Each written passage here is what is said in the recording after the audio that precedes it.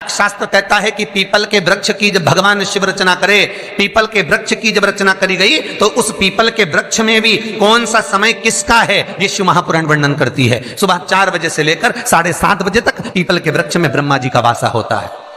7:30 बजे से लेकर 10:30 पौने 11 बजे तक पीपल के वृक्ष में भगवान विष्णु का वासा होता है।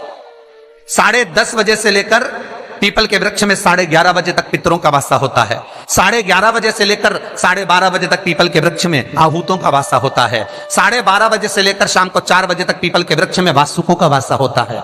4 बजे से लेकर शाम को 7:30 बजे तक पीपल के वृक्ष में शंकर का वासा होता है। 7:30 बजे से लेकर 9:30 बजे तक पीपल के वृक्ष में कुबेर का वासा होता है। 9:30 बजे से लेकर फिर कुबेर के वृक्ष में अन्य देवों का वासा चालू हो जाता है। इसलिए हमारा हिंदू धर्म कहता है, हमारे शास्त्र कहते हैं कि पीपल के वृक्ष को जब पूजा जाता है, पीपल के वृक्ष की जब पूजन करी जाती है तो सुबह 10:30, 11, ज्यादा से ज्यादा 11:30, ज्यादा से ज्यादा 12, उसके पहले पीपल के वृक्ष की पूजन कर लेना चाहिए। क्यों? क्योंकि 11:30 बजे से लेकर 12:30 बजे तक पीपल के वृक्ष में पितरों का वासा रहता है, आहूतों का वासा रहता है, फिर वासुकों का वासा आता है।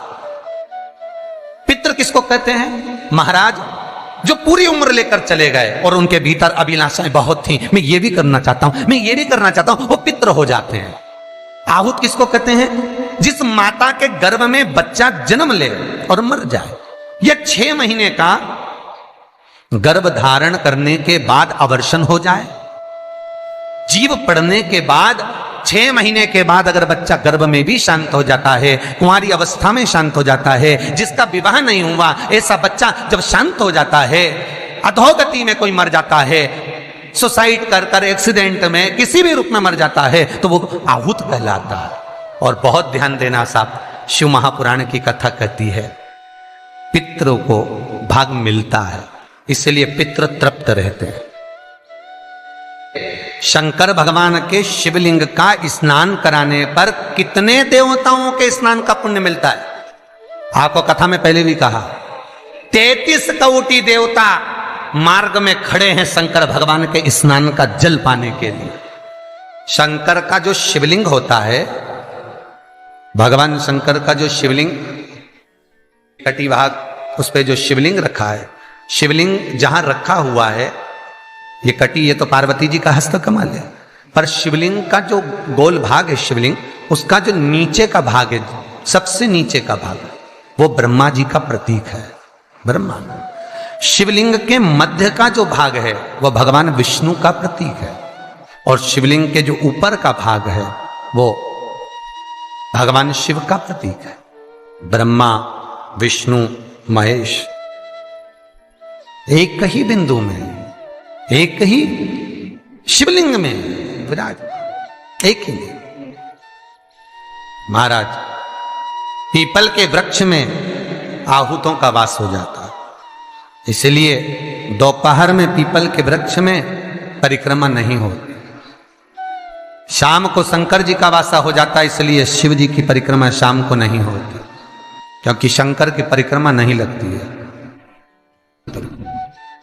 रात को कुबेर का वासा होता है, इसलिए पीपल के वृक्ष में दीपावली के दिन रात्रि को 8:30 बजे से लेकर 9:30 बजे के बीच में जो पीपल के वृक्ष के नीचे घी का दिया लगाता है, उसके घर में कभी संपदा की कमी नहीं आती है, क्योंकि कुबेर स्वयं विराजमान होता है पीपल के वृक्ष के नीचे। भीष्म पितामह बाणों की सैया पर पड़े रहकर अर्जुन को ज्ञान उपदेश देते हैं। कई गीता हुई, कपिल गीता, दत्त गीता, श्रीमद् भगवत गीता, गर्भ गीता, उसमें एक गीता है, एक ललिता गीता भी, एक गीता उसमें भीष्म गीता है, पढ़िएगा कभी। भीष्म गीता में अर्जुन को भगवान भीष्म पितामह बाणों की सैया पर पड़े रहकर कहते हैं, अरे अर्जुन, 4 तरह का भोजन बेकार होता है। पहला, जिस भोजन की थाली को ठोकर लग गई वो नाली में पड़े हुए कीचड़ के बराबर होता है। दूसरे नंबर का भोजन, जिस भोजन की थाली को कोई लांग कर चले गया वो भोजन भ्रष्टा के बराबर होता है, गंदगी के बराबर। तीसरे नंबर का भोजन, जिस भोजन की थाली में बाल पड़ा हो, केश पड़ा हो, वो दरिद्रता देने वाला होता है। और चौथे नंबर का भोजन अर्जुन, अगर पति और पत्नी अगर एक ही थाली में भोजन कर रहे हैं तो वो मदिरा के तुल्य होता है। कई लोग कहते हैं एक ही थाली में भोजन करो तो प्रेम बढ़ता है, प्रेम बढ़ता है। शिव महापुराण की कथा कहती है पति और पत्नी अगर एक ही थाली में भोजन करते हैं, एक ही थाली में अगर पति और पत्नी भोजन करते हैं तो उस घर की दशा देखिएगा। उस घर के बच्चे कभी भी विद्या में उत्तम नहीं निकल सकते, उस घर के बच्चे कभी भी सत्मार्गी नहीं निकल सकते, मार्ग से विचलित ही निकलेंगे, क्योंकि मदिरा के नशे में पैदा हुए हैं। सुन अर्जुन सुन, यदि बेटी कुंवारी है और बाप के साथ में बैठकर भोजन करती है तो उस बाप की कभी अकाल मौत नहीं होती है, क्योंकि बेटी बाप के काल का हरण कर लेती है। बेटी कुंवारी है, बेटी की शादी हो जाए जब भले वो पिता के साथ भोजन ना करे क्योंकि गोत्र बदल गया, पर बेटी जब तक कुंवारी है बाप के साथ बैठकर भोजन करेगी तो बाप के काल को हरण कर लेती है। ये उसी तरह जैसे एक गाय ब्याह गई हो और एक गाय कुंवारी हो। महाराज, ब्याही हुई गाय का गोबर से लीपने से ज्यादा फलदायी होता है कुंवारी गाय का गोबर से लीपना, वो ज्यादा फलदायी। बछिया के गोबर से लीपना, कुंवारी गाय के गोबर से जो ब्याही ना, कितना कितना शास्त्र प्रमाण देता है महाराज। कई लोग दुखी भी हो रहे होंगे आज हमारी कथा सुनकर कि भगवान गुरुजी आपने कह दिया कि एक थाली में भोजन मत करो और हम तो इतने साल से करते हुए आ रहे हैं और अलग अलग करेंगे और ऐसा और वैसा। कहीं तो शास्त्र तो कह रहा है ना कि ज्ञानी को अज्ञानी को समझाना सरल है, पर जिसके भीतर अभिमान भर गया, अहंकार समा गया, जो खुद को स्वतः ही भगवान मानता हो, स्वयं को वेद पाठी, स्वयं को शास्त्रों का प्रमाणित मानता हो, उसको कौन समझाएगा साहब? जिसके भीतर अभिमान भरा है, अहंकार भर गया हो, उसे कौन समझा सकता है? हम तो केवल इस व्यासपीठ से उतना ही कह देते हैं जितना इस कथा पुराण में लिखा है। उसके बाद मर्जी आपकी, आप सुधरो कि सिद्धरो, आपकी मर्जी। कहना हमारा काम है, सुनना आपका काम। करना हो तो ठीक है, ना करो तो आग लगे बस्ती में अपन रो मस्ती में, मीराबाई जैसे अलमस्त रहो। मैं तो चली वृंदावन राणा, मेरे तो भाग जगे तेरे मेलों में आग लगे।